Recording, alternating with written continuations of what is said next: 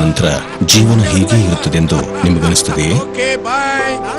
ಅರೆ ಭರತ್, ನಾನು ನಿನ್ನನ್ನು ತಲುಪಿಸ್ತೇನೆ.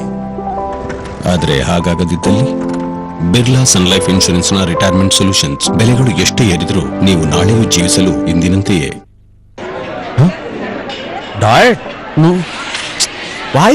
ನಿಮ್ಮ ಎದೆ ಉರಿಯುತ್ತಿದೆಯೇ? ಕೂಲೇಟ್ ಉಜ್ಜಿಲಿಸಿಲ್. ನೀನು ಕೂತಿರೋದು ಒಂಟಿ ಸಲಗದ ಮುಂದೆ. ಈ ಆನೆ ಕಾಡಲ್ಲಿ ಹೋಗಿದ್ದೇ ದಾರಿ. ಆರೆಂಜ್ ಅನ್ನು ನಿಜವಾದ ಕಿತ್ತಳೆ ಹಣ್ಣಿನ ಸತ್ವಗಳಿಂದ ತಯಾರಿಸಲಾಗಿದೆ. ಇದರಿಂದಾಗಿ ನೀವು ಪ್ರತಿಯೊಂದು ಗುಡುಗಿನಲ್ಲೂ ನಿಜವಾದ ಹಣ್ಣಿನ ರಸವನ್ನು ಪಡೆಯುತ್ತೀರಿ. ಆರೆಂಜ್ ನ ಸವಿ ರುಚಿ ಪಲ್ಪ್ ಜೊತೆಗೆ. ಗೋಡೆಗಳಲ್ಲಿ ಚಕ್ಕೆಗಳ ರಗಳೆ ಪೇಂಟ್ ಮಾಡೋ ಮೊದಲು ಹಚ್ಚಿ ಬಿರ್ಲಾ ವೈಟ್ ವಾಲ್ ಗೆ ಪುಟ್ಟಿ. ಇದು ಗೋಡೆಗಳನ್ನು ತೇವದಿಂದ ರಕ್ಷಿಸುತ್ತೆ. ಅಂದ್ರೆ ಚಕ್ಕೆಗೆ ವಿದಾಯ. ಇವತ್ತು ನನ್ನ ಮೊದಲ ಕ್ಯಾಂಪಸ್ ಇಂಟರ್ವ್ಯೂ. ಕುಮಾರ್, ನೀನ್ ಸಿಕ್ಕಿದ್ದು ಒಳ್ಳೇದು ಹಾಕೊಡು. ನೇಹಲ್ ಡ್ಯಾಡಿ ಕರೆದಿದ್ದಾರೆ. ನೀನ್ ಲಕ್ಕಿ ಜಾಕೆಟ್ ಕೊಡು ಇವತ್ತು. ಈಗ್ಲೇ ನೀನ್ ಪ್ರಾಮಿಸ್ ಮಾಡಿದೆಲ್ಲ. Thank you. ಪೂರ್ಣಗೊಳಿಸಲಾಗುವ ಆಶ್ವಾಸನೆಗೆ ಮಾತ್ರ ಮಹತ್ವ ಇರುತ್ತದೆ. ಕಳೆದ ವರ್ಷ ನಾವು 43 ಲಕ್ಷ ಆಶ್ವಾಸನೆಗಳನ್ನು ಪೂರೈಸಿದ್ದೇವೆ. ಅವು ನಮ್ಮನ್ನು ಮಾಡುತ್ತದೆ largest settler of insurance claims in India, ICICI ಲಾಂಬಾರ್ಡ್.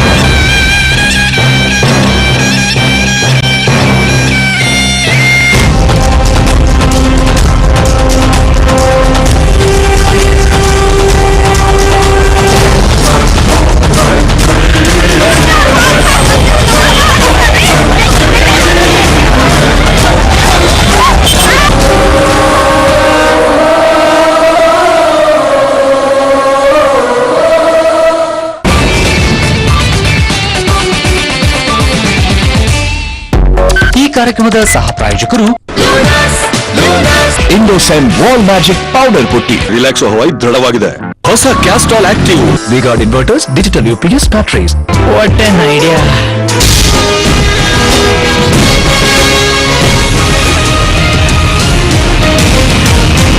ವಿಶೇಷ ಕಾರ್ಯಕ್ರಮಕ್ಕೆ ಸ್ವಾಗತ. ಕೇಂದ್ರದಲ್ಲಿ ಬಜೆಟ್ ಮಂಡನೆ ಆಗಲಿಕ್ಕೆ ಇನ್ನೇನು ಕ್ಷಣಗಳಲ್ಲಿ ಆರಂಭವಾಗಿದೆ. ಈಗ ನಾವು ಬಜೆಟ್ ತಜ್ಞ ವಿಶ್ವನಾಥ್ ಭಟ್ ಮಾತಾಡಿದ್ರು, ಆಹಾರ ತಜ್ಞ ರಘು ಮಾತಾಡಿದ್ರು, ಜೊತೆಗೆ ಕಾಂಗ್ರೆಸ್ ನಾಯಕರಾದಂತಹ ಸುದರ್ಶನ್ ಕೂಡ ಮಾತಾಡಿದ್ದಾರೆ. ಬನ್ನಿ, ಕುರುಬೂರು ಶಾಂತಕುಮಾರ್ ಏನಂತಾರೆ ರೈತ ಮುಖಂಡರು? ಸ್ವತಂತ್ರ ಬಂದ 65 ವರ್ಷಗಳ ಹಿನ್ನೆಲೆಯಲ್ಲಿ ಕೃಷಿ ಕ್ಷೇತ್ರವನ್ನ ನಾವು ಗಮನಿಸ್ತಾ ಬಂದ ಹಿನ್ನೆಲೆ ನೋಡಿದ್ರೆ ಎಲ್ಲ ಸರ್ಕಾರಗಳು ಕೃಷಿಯನ್ನು ಅಭಿವೃದ್ಧಿ ಮಾಡ್ತೀವಿ, ಕೃಷಿಕರ ಬಾಳನ್ನ ಹಸನು ಮಾಡ್ತೀವಿ ಅಂತ ಹೇಳ್ತಾ ಇದ್ದಾರೆ ಹೊರತು ಯಾವ ಕೃಷಿಕರಿಗೂ ಹಸನಾಗಬೇಕಾದಂಥ ಯೋಜನೆಗಳನ್ನ ಸರ್ಕಾರಗಳು ತರಲಿಲ್ಲ. ಕೃಷಿಯಲ್ಲಿ ಹಸಿರು ಕ್ರಾಂತಿಯನ್ನು ಮಾಡಿ ಆಹಾರ ಉತ್ಪಾದನೆಗೆ ಹೆಚ್ಚು ಒತ್ತು ಕೊಡ್ತೀವಿ ಅಂತ ಹೇಳಿದಂಥ ಸರ್ಕಾರಗಳಿಂದ ಇವತ್ತು ರೈತರ ಆತ್ಮಹತ್ಯೆಗಳು ಜಾಸ್ತಿ ಆಗಿದೆ. ಕೃಷಿಕನು ಕೃಷಿಯನ್ನ ಬಿಟ್ಟು ನಗರ ಪ್ರದೇಶಗಳಿಗೆ ವಲಸೆ ಹೋಗುವಂಥ ಸ್ಥಿತಿ ನಿರ್ಮಾಣ ಆಗಿದೆ. ಕೃಷಿ ಉತ್ಪಾದನೆ ಕಡಿಮೆ ಆಗಿದೆ.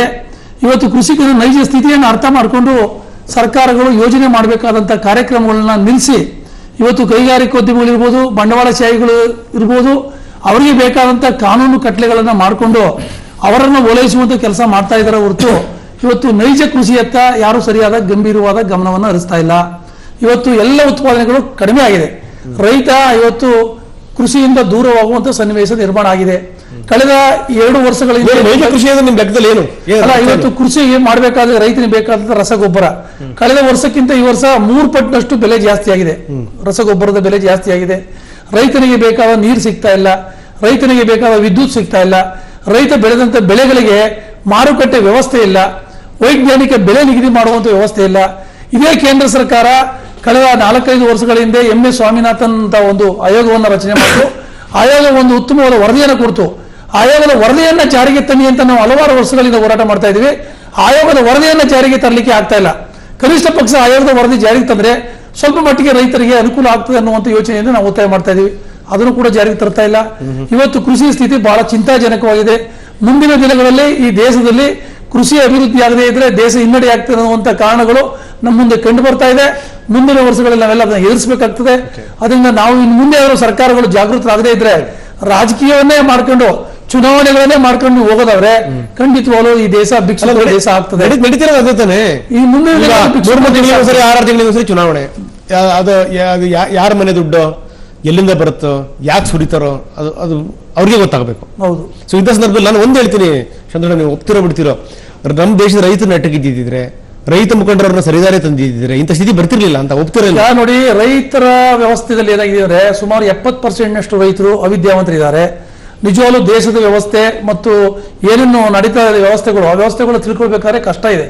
ಯಾಕೆಂದ್ರೆ ಅವಿದ್ಯಾವಂತ ಸಂಖ್ಯೆ ಇರೋದ್ರಿಂದ ಮಾಧ್ಯಮಗಳು ನೋಡೋದಿಲ್ಲ, ಪತ್ರಿಕೆ ಓದೋದಿಲ್ಲ, ಇವೆಲ್ಲ ಗೊತ್ತೇ ಇರೋದಿಲ್ಲ ಬಹಳ ಜನ ರೈತರಿಗೆ. ಸರ್ಕಾರ ಒಂದು ಪಾಲಿಸಿ ಇತ್ತಂದ್ರೆ ಆ ಪಾಲಿಸಿ ಸಾಧಾರಣ ರೈತರಿಗೆ ಗೊತ್ತಾಗಬೇಕಾದ್ರೆ 5 ವರ್ಷ ಬೇಕು ಕನಿಷ್ಠ. ಅಂದ್ರೆ ಇವತ್ತು ಒಂದು ಕೆಲವು ಗೊತ್ತಾಗ್ತದೆ, ಯಾಕೆಂದ್ರೆ ಈಗ ಮೊಬೈಲು ದಾರಿ ತಪ್ಪಿಸುವಂತ ಕೆಲಸಗಳು ರೈತರಿಗೆ ಗೊತ್ತಾಗ್ತದೆ. ಇವತ್ತು ಮೊಬೈಲು ಪ್ರತಿಯೊಂದು ಮನೆಯಲ್ಲೂ 3-4 ಮೊಬೈಲ್ ಇದೆ, ಮೋಟರ್ ಬೈಕ್ಗಳಿದೆ.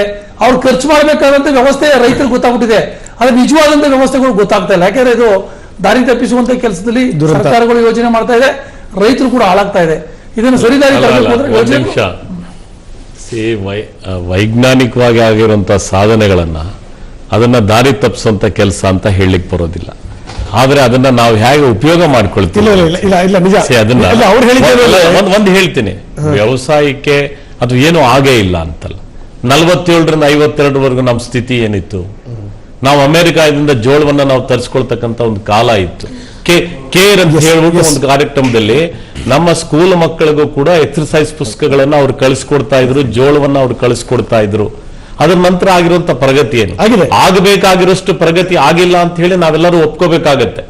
ಅದರಲ್ಲಿ ವಿತಂಡವಾದಗಳನ್ನ ಆದ್ರೆ ಹಸಿರು ಕ್ರಾಂತಿ ಇವತ್ತು ನಾವು ಕ್ಷೀರದ ಉತ್ಪಾದನೆಯನ್ನು ಯಾವ ಹಂತಕ್ಕೆ ಹೋಗಿದ್ದೇವೆ? ನಾವು ಬಹಳ ದೊಡ್ಡ ಪ್ರಮಾಣದಲ್ಲಿ ಆಗಿದ್ದಾರೆ. ಹಸಿರು ಕ್ರಾಂತಿ ಅಭಿಮಾನಿಗಳ ಬಗ್ಗೆ ಮಾತಾಡೋದು ಬೇಡ. ಹಸಿರು ಕ್ರಾಂತಿ ಆಗಿದೆ, ಸಾಕಷ್ಟು ಬದಲಾವಣೆ ತಂದಿದೆ. ಅದಾದ ನಂತರದ ಸ್ಥಿತಿಗತಿಗಳು ಇನ್ನೂ ಕೂಡ ಹಸುವಿನಿಂದ ಇರ್ತಕ್ಕಂಥ ಜನ ಕೂಡ ದೊಡ್ಡ ಸಂಖ್ಯೆಯಲ್ಲಿ ಇದ್ದಾರೆ ಅನ್ನೋದನ್ನು ಒಪ್ಕೋಬೇಕಾಗತ್ತೆ. ಆ ಕಾರಣಕ್ಕಾಗಿನೇ ಇವತ್ತು ಫುಡ್ ಸೆಕ್ಯೂರಿಟಿ ಬಿಲ್ ಆಲೋಚನೆ ಮಾಡ್ತಕ್ಕಂಥ ಪರಿಸ್ಥಿತಿ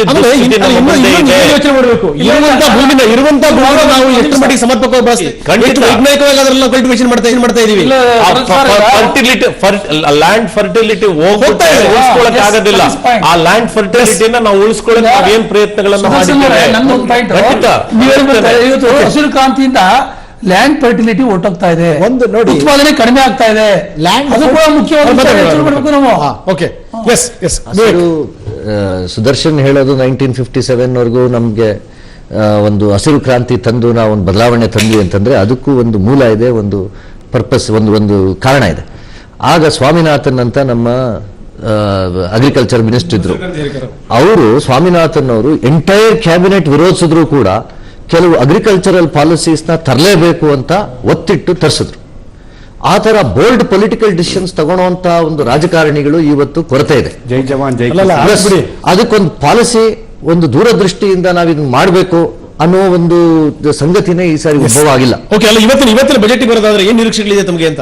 ಇವತ್ತಿನ ಬಜೆಟ್ ನಲ್ಲಿ ಒಂದಾಗಿದೆ ರಂಗನಾಥ್ ಅವರೇ, ಸುಮಾರು ಒಂದು 5-6 ವಿಷಯಗಳಲ್ಲಿ ಬಹಳ ಒಂದು ಹೀನಾಯ ಸ್ಥಿತಿ ನಾವು ಕಾಣ್ತಾ ಇದ್ದೀವಿ. ಒಂದು, ನಮ್ಮ ಎಕ್ಸ್ಟರ್ನಲ್ ಇಂಟರ್ನಲ್ ಲೋನ್ ನಾವು ದೊಡ್ಡ ಪ್ರಮಾಣದಲ್ಲಿ ಲೋನ್ ಮಾಡಿಬಿಡ್ತೀವಿ. ಅದಕ್ಕೆ ನಾವು ಬರೋ ಒಂದು ಆದಾಯ, ತೆರಿಗೆಗಳಿಂದ ಬರೋ ಡೈರೆಕ್ಟ್ ಟ್ಯಾಕ್ಸಸ್ ಇಂದ ಬರೋ ಒಂದು ಆದಾಯದಿಂದ 36% ಲೋನ್ ಸರ್ವಿಸ್ ಮಾಡೋದಕ್ಕೆ ಇಂಟ್ರೆಸ್ಟೇ ಹೋಗ್ತಾ ಇದೆ. ಈ ಒಂದು ಪರಿಸ್ಥಿತಿನ ನಾವು ನಿರ್ಮಾಣ ಮಾಡ್ಕೊಂಡಿರೋದು ನೋಡಿದ್ರೆ ನಾವು ಹೇಗಿದ್ರಿಂದ ಆಚೆ ಬರ್ತೀವಪ್ಪ ಈ ಡೆಫಿಸಿಟ್ ರಿಡಕ್ಷನ್ ಇಂದ ಅನ್ನೋದೊಂದು ದೊಡ್ಡ ಚಾಲೆಂಜ್ ಆಗಿದೆ ನಮ್ಗೆ ಇವತ್ತು.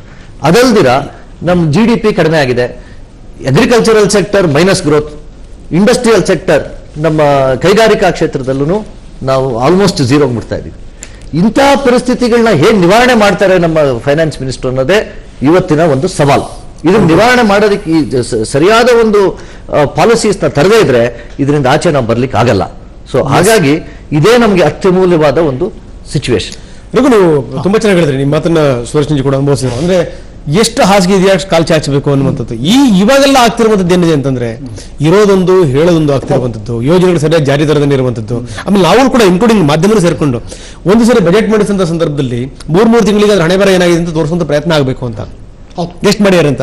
ಈಗ ನೋಡಿ, ಈಗ ನಮ್ಮ ಆರ್ಥಿಕ ಸ್ಥಿತಿ ತುಂಬಾ ಸಬಲವಾಗಿರ್ಲಿಕ್ಕೆ ನಮ್ಮ ಜೀವನ ಪದ್ಧತಿ ಕಾರಣ ಅಂತ. ಈಗ ನಮ್ಮ ಮನೆಯಲ್ಲಿ ನಮ್ಮ ಅಮ್ಮನೇ ಫಿನಾನ್ಸ್ ಮಿನಿಸ್ಟರ್, ಅವಳೇ ಆರ್ಥಿಕ ತಜ್ಞೆ. ನೀವು ಯಾವ ಡಬ್ಬದಲ್ಲಿ ನೋಡಿ ಅಲ್ಲೆಲ್ಲ ಚಿಲ್ಲರೆ ಈಗ ಏನಂತ ಗೊತ್ತಾ ನೋಡಿ, ಅಮೆರಿಕಾದಲ್ಲಿ ಟಿನ್ ಟವರ್ ಬಿದ್ದಾದಾಗ ಬುಷ್ ದೇಶಕ್ಕೊಂದು ಕರೆ ಕೊಟ್ಟ, ಹೋಗಿ ಅಂಗಡಿಗೆ ಹೋಗಿ ಸಾಮಾನು ತಗೊಳ್ಳಿ ಅಂತ. Shop, super market, shop shop shop. ಜನ ಹೇಳಿದ್ರು ದುಡ್ಡಿಲ್ಲ ಸ್ವಾಮಿ ಅಂತ, ಕ್ರೆಡಿಟ್ ಕಾರ್ಡ್ ಕೊಡ್ತೀನಿ ಅಂದ್ರು. ಕನ್ಸಂಪ್ಷನ್ ಮೇಲೆ ಎಕಾನಮಿ ನಿಂತಿದೆ, ಅದು ಡೇಂಜರಸ್ ಟ್ರೆಂಡ್ ವರ್ಲ್ಡ್ ವೈಡ್. ತಿನ್ನೋದ್ರ ಮೇಲೆ, ಕೊಳ್ಳು ಬಾಕ ಸಂಸ್ಕೃತಿಯ ಮೇಲೆ ಎಕಾನಮಿ ನಿಂತಿರ್ತಕ್ಕಂಥದ್ದು. ಈಗ ನೋಡಿ, ನಿನ್ನೆ ಒಂದು ಎಕಾನಮಿಕ್ ಸರ್ವೆಲ್ ಒಂದು ರಿಪೋರ್ಟ್ ಬಂದಿದೆ. ನಾವು ಕೊಳ್ಳಬೇಕು ಅಂದ್ರೆ ತಯಾರು ಮಾಡಬೇಕು, ತಯಾರು ಮಾಡಿದ್ರೆ ಪೊಲ್ಯೂಷನ್ ಆಗುತ್ತೆ, ಪೊಲ್ಯೂಷನ್ ಆದ್ರೆ ಕಾರ್ಬನ್ ಡೈಆಕ್ಸೈಡ್ ಜಾಸ್ತಿ ಆಗುತ್ತೆ, ಗ್ಲೋಬಲ್ ವಾರ್ಮಿಂಗ್ ಜಾಸ್ತಿ ಆಗುತ್ತೆ. ಇಂಟರ್ ಕನೆಕ್ಷನ್ ಇದೆ. ಅವ್ರು ನಿನ್ನೆ ಏನ್ ಹೇಳಿದ್ದಾರೆ, ಕಾರ್ಬನ್ ಟ್ಯಾಕ್ಸ್ ಏನಾದ್ರು ನಮ್ಮ ದೇಶದಲ್ಲಿ ಹಾಕಿದ್ರೆ $600 ಬಿಲಿಯನ್ ಟ್ಯಾಕ್ಸ್ ಕಟ್ಟಬೇಕಾಗುತ್ತಂತೆ. ಇಲ್ಲಿ ನೋಡಿ, ಇಲ್ಲಿ ಬೆಳಿತೀವಲ್ಲ ಅಲ್ಲಿ ಹಾಳು ಮಾಡಿ ಇಲ್ಲಿ ಬೆಳೆಸೋದಲ್ಲ, ಮರ ಕಡಿದು ಟಿಶ್ಯೂ ಪೇಪರ್ ಮಾಡೋದಲ್ಲ, ಮರದ ಪ್ರಯೋಜನ ತಿಳ್ಕೊಬೇಕಾಗ್ತದೆ. ಕನ್ಸಂಪ್ಷನ್ ಎಕಾನಮಿ ಏನ್ ಹೇಳ್ತಾರೆ ಗೊತ್ತಾ, ಕನ್ಸಂಪ್ಷನ್ ಸೊಸೈಟಿಯನ್ನು ಹೇಗೆ ಹೇಳೋದು ಅಂದ್ರೆ, ಬೇಡದೇ ಇರೋ ವಸ್ತುವನ್ನ ಇಲ್ಲದೇ ಇರೋ ದುಡ್ಡಲ್ಲಿ ಗೊತ್ತಿಲ್ಲದವ್ರನ್ನ ಮೆಚ್ಚೋಕ್ಕೆ ಬದುಕೋದು ಅಂತ.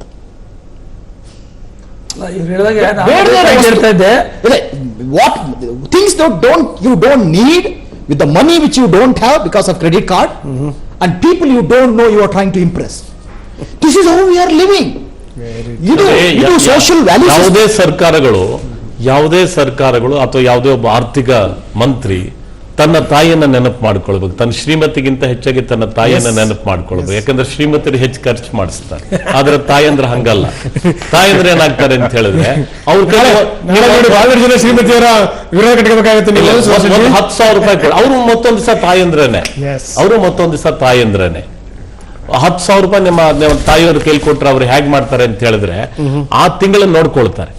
ಆಯಾ ತಿಂಗಳಲ್ಲಿ ಏನೇನು ಖರ್ಚು ವೆಚ್ಚಗಳಿದ್ದಾವೆ, ಹಬ್ಬ ಹರಿದಿನಗಳು ಏನಾದ್ರೂ ಇದ್ದಾವ, ಮತ್ತೆ ಹಾಗೇನೆ ಏನಾದ್ರೂ ಸ್ಕೂಲ್ ಮಕ್ಕಳಿಗೆ ಫೀಸ್ ಏನಾದ್ರೂ ಕಟ್ಟಬೇಕಾಗತ್ತಾ, ಮತ್ತೆ ನೆಂಟರುಗಳು ಏನಾದ್ರೂ ಬರೋ ಸಾಧ್ಯತೆಗಳಿದ್ದಾವ, ಮತ್ತೆ ಸಾಲ ಯಾರಿಗಾದ್ರೂ ಕೊಡ್ಬೇಕಾಗಿದ್ಯಾ, ಅಂಗಡಿಗೆ ಎಷ್ಟು ಕೊಡ್ಬೇಕಾಗತ್ತೆ, ಮತ್ತೆ ಇನ್ನೇನಾದ್ರೂ ಕೂಡ ಎಲ್ಲಾದ್ರೂ ಹೊರಗಡೆ ಊರಿಗೆ ಏನಾದ್ರೂ ಹೋಗ್ಬೇಕಾದ್ರೆ ಅದಕ್ಕೆ ಬೇಕಾಗಿರುವಂತಹ ಹಣ, ಮತ್ತೆ ಇದ್ದಕ್ಕಿದ್ದಂಗೆ ಏನಾದ್ರೂ ತಾಪತ್ರಗಳು ತೊಂದರೆಗಳು ಹೇಗೆ ಈಡುಗಂಟನ್ನ ಹೇಗೆ ಅದನ್ನ ಒಂದ್ ಕಡೆ ಎತ್ತಿಟ್ಕೊಳ್ಬೇಕು. ಒಂದ್ ಕಾಲದಲ್ಲಿ ಸಕ್ಕರೆನು ಕೂಡ ಯಾರಾದ್ರೂ ನೆಂಟರು ಬರ್ತಾರೆ ಅಂತ ಹೇಳಿದ್ರೆ ಒಂದು ಡಬ್ದಲ್ಲಿ ಹಾಕಿಟ್ಟಿರೋರು, ಮನೆ ಪ್ರತಿ ದಿವಸದ ಮನೆ ಉಪಯೋಗಕ್ಕೆ ಬೆಲ್ಲ ಒಂದಷ್ಟು ಸಕ್ಕರೆ ಇಟ್ಕೊಂಡಿರೋರು, ಯಾರಾದ್ರೂ ಗೆಸ್ಟ್ಗಳು ಬಂದ್ರೆ ಒಂದು ಸಕ್ಕರೆ ಒಂದು ಡಬ್ಬಕ್ಕೆ ಹಾಕಿಟ್ಕೊಂಡಿರುವಂತದ್ದು, ಒಂದ್ ಸ್ವಲ್ಪ ಚಿಲ್ಲರೆ ಕಾಸನ್ನ ಒಂದು ಡಬ್ಬದಲ್ಲಿ ಹಾಕಿಟ್ಕೊಂಡಿರ್ತಕ್ಕಂಥದ್ದು. ಅಂದ್ರೆ ಏನು, ಒಂದು ಕ್ರೈಸಿಸ್ ಅನ್ನು ಮ್ಯಾನೇಜ್ ಮಾಡಿ. ಸೊ ಇದು ಕೂಡ ಬಹಳ, ಅವರು ಯಾವುದೇ ಯೂನಿವರ್ಸಿಟಿಯಿಂದ ಬಂದವರಲ್ಲ, ಅವ್ರು ಯಾವ ಎಕನಾಮಿಕ್ಸ್ ಅನ್ನ ಓದ್ದವರಲ್ಲ, ಯಾವ ಯೂನಿವರ್ಸಿಟಿಯಿಂದ ಅಗಾಧವಾದಂತ ಅಬಂಡೆಂಟ್ ಕಾಮನ್ ಸೆನ್ಸ್ ಆ ಬದುಕಿನ ಬಗ್ಗೆ. ನಾನು ಒಂದು ಪ್ರಶ್ನೆ ಕೇಳ್ತೀನಿ, ಬಹುಶಃ ನಿಮ್ಗೆ ಇದು ಇಷ್ಟ ಆಗುತ್ತೆ ಅಲ್ವಾ ನಂಗೆ ಗೊತ್ತಿಲ್ಲ. ಯಾಕಂದ್ರೆ ಬಹುತೇಕ ಸಂದರ್ಭಗಳಲ್ಲಿ ನಿಮ್ಮನ್ನು ರಾಜಕಾರಣಿಯಿಂದ ನಾವು ಕನ್ಸಿಡರ್ ಮಾಡಲ್ಲ. ಯಾಕಂದ್ರೆ ಒಂದು ಮಾನವೀಯ ಈಗ ನಾನು ಕೇಳ್ತಿರುವಂತದ್ದು ನೋಡಿ, ಇಂಥ ಒಂದು ಮನೋಭಾವನೆಯಿಂದಲೇ ನಮ್ಮ ದೇಶದ ಆರ್ಥಿಕ ಸ್ಥಿತಿ ಇವತ್ತು ಈ ಲೆವೆಲ್ಗೆ ಇರುವಂತದ್ದು ಅಂತ. ರಾಜಕಾರಣಿಗಳ ಪಾತ್ರ ಇದೆ, ಇಲ್ಲ ಅಂತ ಹೇಳಕ್ಕಾಗಲ್ಲ, ಆದ್ರೆ ನಿಜವಾದಂತ ಪಾತ್ರ ಅವ್ರದ್ದಿಲ್ಲ ಅಂತ. ಏನೇನು ನ್ಯಾಚುರಲಿ ಡೆವಲಪ್ ಆಗಬೇಕು, ಏನೇನು ನ್ಯಾಚುರಲಿ ಒಂದು ಲೆವೆಲ್ ಬರಬೇಕು, ಆ ಲೆವೆಲ್ಗೆ ಮಾತ್ರ ಬಂದು ನಿಂತಿದೆ. ಅದು ಇದ್ರೂ ಆಗ್ತಾ ಇತ್ತು, ಇಲ್ಲಿದ್ರೂ ಆಗ್ತಾ ಇತ್ತು ಅನ್ನೋ ಒಪ್ತಿರಲ್ವೇಳಿ ನೀವು? ತುಂಬಾ ಕಷ್ಟಕರ ಪ್ರಶ್ನೆ ಬಾಯಲ್ಲಿ ಬಿಡ್ಸಕ್ಕಾಗಲ್ಲ ಅಷ್ಟೇ. ಅಲ್ಲ, ಇಟ್ಸ್ ಎ ಡಿಬೇಟಬಲ್ ಸಬ್ಜೆಕ್ಟ್ ಇದು. ಒಂದು ಪುಸ್ತಕದಲ್ಲಿ ಇದನ್ನು ಉಲ್ಲೇಖಿಸಿದ್ದಾರೆ, ಆಕ್ಸಿಡೆಂಟಲ್ ಇಂಡಿಯಾ ಅಂತ. ಇಂಡಿಯಾ ಇವತ್ತು ಯಾವ ಪರಿಸ್ಥಿತಿಗೆ ಇವತ್ತು ಬಂದಿದೆ ಅಂದ್ರೆ ಬೈ ಆಕ್ಸಿಡೆಂಟ್ಸ್ ಬಂದಿದೆ ಹೊರತು ಯಾವ್ದಾನ ಒಂದು ಪಾಲಿಸಿ ಆಧಾರದ ಮೇಲೆ ಅಥವಾ ಒಂದು ಚಿಂತನೆ ಆಧಾರದ ಮೇಲೆ ಅಲ್ಲ ಅನ್ನೋದು. ರಂಗನಾಥ್ ಒಂದು ಹೇಳ್ತಾರೆ ಸರ್, ರಾಜಕೀಯ ಪಕ್ಷಗಳಿಗೆ ನಾವು ಏನ್ ಹೇಳ್ಬೋದು ಅಂತ ಹೇಳಿದ್ರೆ, ಮೆಡಿಕಲ್ ಸೈನ್ಸ್ ಅಲ್ಲಿ ಹೇಳ್ತಾರೆ, help if you can but never hurt ಅಂತ. ಆದ್ರೆ ಸಹಾಯ ಮಾಡಿ, ತೊಂದರೆ ಮಾಡಬೇಡಿ ಅಂತ. ನೋಡಿ, ಒಂದು ಪಾಲಿಸಿ ನೋಡೋಣ. ನಾವು ಮೊದಲು ಸಾಯಿಲ್ ಫರ್ಟಿಲಿಟಿ ಬಗ್ಗೆ ಮಾತಾಡ್ತಿದ್ದು, ಇವತ್ತು ಅಗ್ರಿಕಲ್ಚರ್ ಪ್ರೊಡಕ್ಷನ್ ಸ್ಟಾಗ್ನೇಷನ್ ಆಗಿದೆ, ಪ್ರೊಡಕ್ಷನ್ ಆಗ್ತಾ ಇಲ್ಲ. ಅಲ್ಲ, ಕಾರಣ ಯಾರು ಹೇಳಿ? ಸರ್ಕಾರದ subsidy policy, erosion in all aspects. ಅಲ್ಲ, ಸರ್ಕಾರದ ಸಬ್ಸಿಡಿ ಪಾಲಿಸಿ. ಯೂರಿಯಾಕ್ಕೆ ಸಬ್ಸಿಡಿ ಕೊಟ್ಟು ರಂಜಕಕ್ಕೆ ಪೊಟ್ಯಾಶ್ಗೆ ಸಬ್ಸಿಡಿ ಕೊಡ್ಲಿಲ್ಲ. ರೈತರು ಯೂರಿಯಾ ಚೀಪ್ ₹5,000 ಇವತ್ತು ಯೂರಿಯಾ ಆಗಿದೆ, ₹24,000. ಸಿಂಪಲ್ ಆಗಿ ಹೇಳ್ಬೇಕಂದ್ರೆ ಗಂಗಾವತಿ ರಾಯಚೂರು ಕಡೆ ಹೋದ್ರೆ ಮಣ್ಣು ಹಾಳು ಮಾಡಿದ್ ಯಾರು? ಸರ್ಕಾರದ ಸಬ್ಸಿಡಿ. ಇದನ್ನೇ ಬಹಳ ಸರಳವಾಗಿ ಹೇಳ್ಬೇಕಾದ್ರೆ, ಈಗ ನಿಮಗೆ ಜ್ವರ ಬಂದಿರುತ್ತೆ, ಜ್ವರ ಬರೋದು ಬೇಡ, ನಿಮಗೆ ಜ್ವರ ಬಂದಿರುತ್ತೆ, ನೀವು ಡಾಕ್ಟರ್ ಹತ್ರ ಹೋಗ್ತೀರಾ, ನಿಮಗೆ ಬೇಕಾಗಿರುವಂತದ್ದು ಒಂದು 250 mg ಮಾತ್ರ ನಿಮಗೆ ಕೊಟ್ರೆ ಜ್ವರ ಕಡಿಮೆ ಆಗ್ಬಿಡುತ್ತೆ. 1-2 ದಿವಸನೋ ಅಥವಾ 3 ದಿವಸನೋ ಹೈ ಫೀವರ್ ಇದ್ರು ಕೊಡ. ನಾವೇನ್ ಮಾಡ್ತೀವಿ ಅಂತ ಹೇಳಿದ್ರೆ, ಸರ್ ಇವತ್ತು ಸಾಯಂಕಾಲ ಒಳಗಡೆ ಜ್ವರ ಇಳಿದೋಗ್ಬೇಕು ಸರ್, ಅವ ಏನ್ ಮಾಡ್ತಾನೆ ಅಂತ ಹೇಳಿದ್ರೆ ಒಟ್ಟಿಗೆ 750 mg ಒಂದು ಇಂಜೆಕ್ಷನ್ ಹಾಕ್ಬಿಡ್ತಾನೆ. ಹಂಗಾಗಿ ನಮ್ದು ಏನಾಗಿದೆ ಅಂತ ಹೇಳಿದ್ರೆ, ಬೆಳೆ ಚೆನ್ನಾಗಿ ಬರ್ಬೇಕು ಅಂತ ಹೇಳಿ ತಗೊಂಡೋಗೋದು. ಅದಕ್ಕೇನಾಗಬೇಕು, ಒಂದು ವೈಜ್ಞಾನಿಕ ಅದಕ್ಕೆ ಹೇಳ್ತೀನಿ,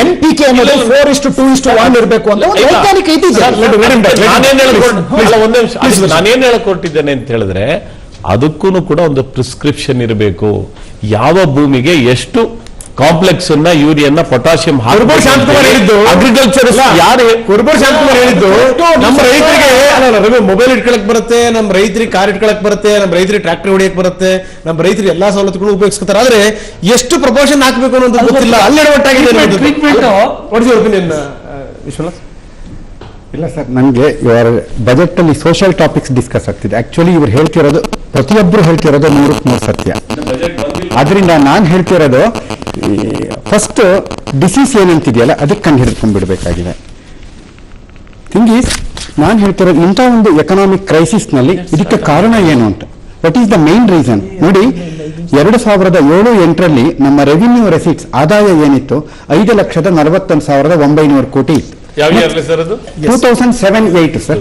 2009-10ಕ್ಕೆ ಅದು ದಟ್ ಬಿಕೇಮ್ ಅರೌಂಡ್ 5,72,811 crores. ಅಂದ್ರೆ ಒಂದು 30,000 ಕೋಟಿ year. You take it as 6%.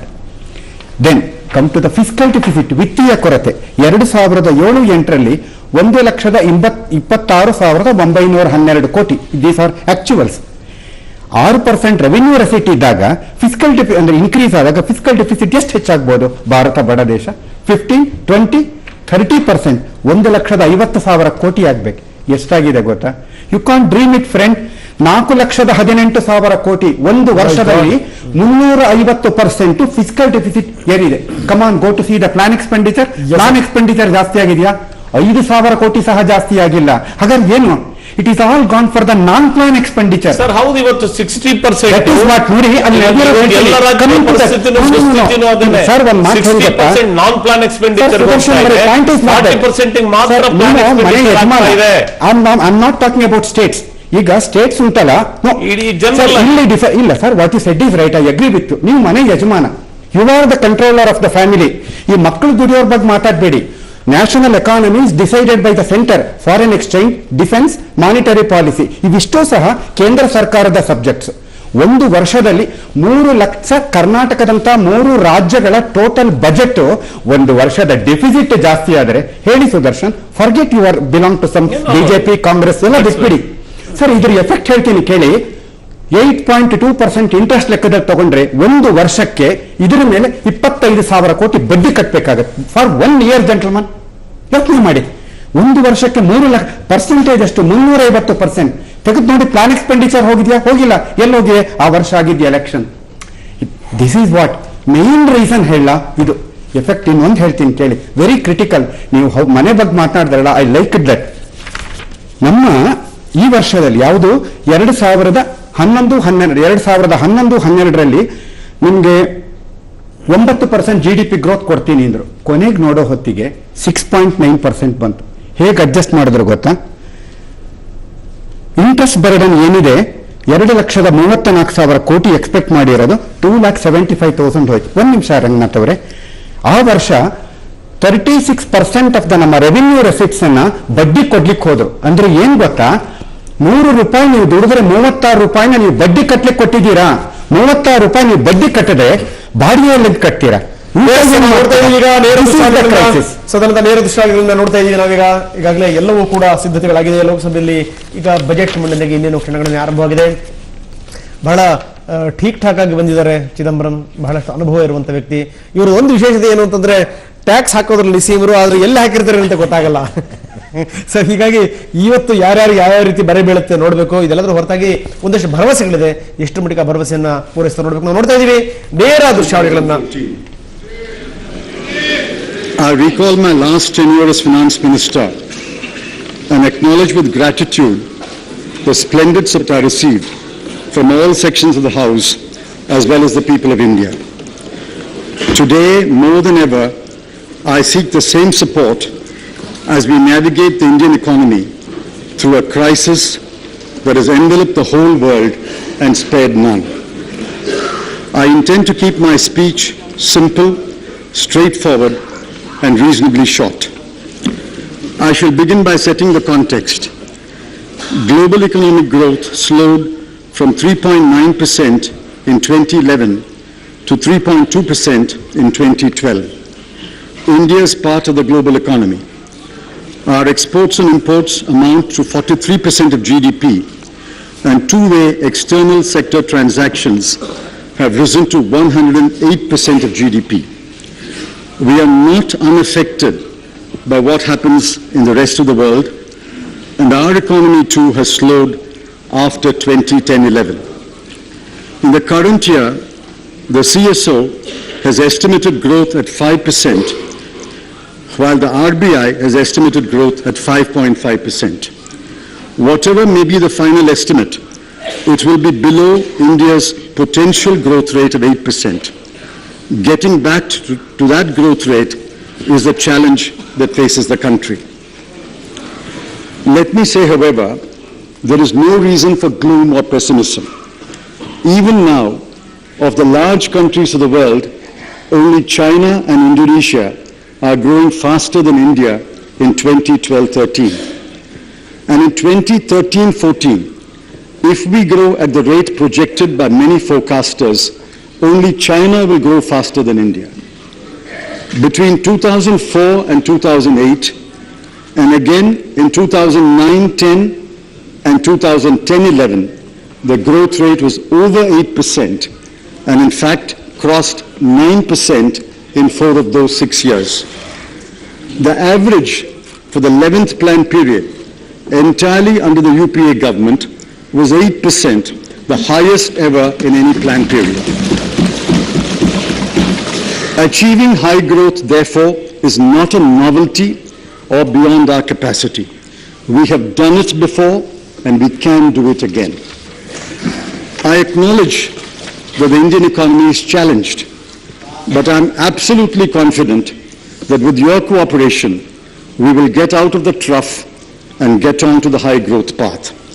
I shall now outline our plans and priorities. Our goal is higher growth leading to inclusive and sustainable development. That is the Mool Mantra.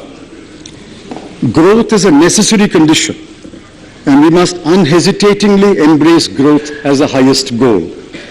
It is growth that will lead to inclusive development. Without growth, there will be neither development nor inclusiveness. However, I may sound a note of caution. Owing to the plurality and diversity of India and centuries of neglect, discrimination and deprivation, many sections of the people will be left behind if we do not pay special attention to them. As Joseph Stiglitz, Nobel Prize-winning economist said, and I quote, "There is a compelling moral case for equity, but it is also necessary if there is to be sustained growth. A country's most important resource is its people," unquote. We have examples of states growing at a fast rate, but leaving behind women, the scheduled castes, the scheduled tribes, the minorities, and some backward classes. The UPA does not accept that model. The UPA government believes in inclusive development with emphasis on improving human development indicators. I hope this budget will be yet another testimony to that commitment. The purpose of a budget and the job of a finance minister is to create the economic space and find the resources to achieve the socio-economic objectives. At present, the economic space is constrained because of a high fiscal deficit, reliance on foreign inflows to finance the current account deficit, lower savings and lower investment, a tight monetary policy to contain inflation, and strong external headwinds. During the course of my speech, I shall spell out measures that will address each of these issues. In September 2012, the government accepted the main recommendations of the Dr. Vijay Kelkar committee. A new fiscal consolidation path was announced. Red lines were drawn for the fiscal deficit at 5.3% of GDP this year and 4.8% of GDP in 2013-14. I know there is a lot of skepticism. In a little while, I shall tell you how we have fared. My greater worry is the current account deficit. The CAD continues to be high, mainly because of our excessive dependence on oil imports, the high volume of coal imports, our passion for gold, and the slowdown in exports. This year, and perhaps next year too, we have to find over $75 billion to finance the CAD. There are only three ways before us: FDI, FII, or external commercial borrowing. That is why I have been at pains to state over and over again that India, at the present juncture, does not have the choice between welcoming and spurning foreign investment. If I may be frank, foreign investment is an imperative. What we can do is to encourage foreign investment that is consistent with our economic objectives. Finally, the development must be sustainable, economically and ecologically. The development model must have democratic legitimacy and approval. Looming large over our efforts to stimulate growth is inflation. Some inflation is imported. Supply-demand mismatch, for example in oilseeds and pulses, also pushes up inflation. Aggregate demand is another cause of inflation. The battle against inflation must be fought on all fronts. Our efforts in the past few months have brought down headline WPI inflation to about 7% and core inflation to about 4.2%. It is food inflation that is worrying, and we shall take all possible steps to augment the supply side to meet the growing demand for food items. Government expenditure boosts aggregate demand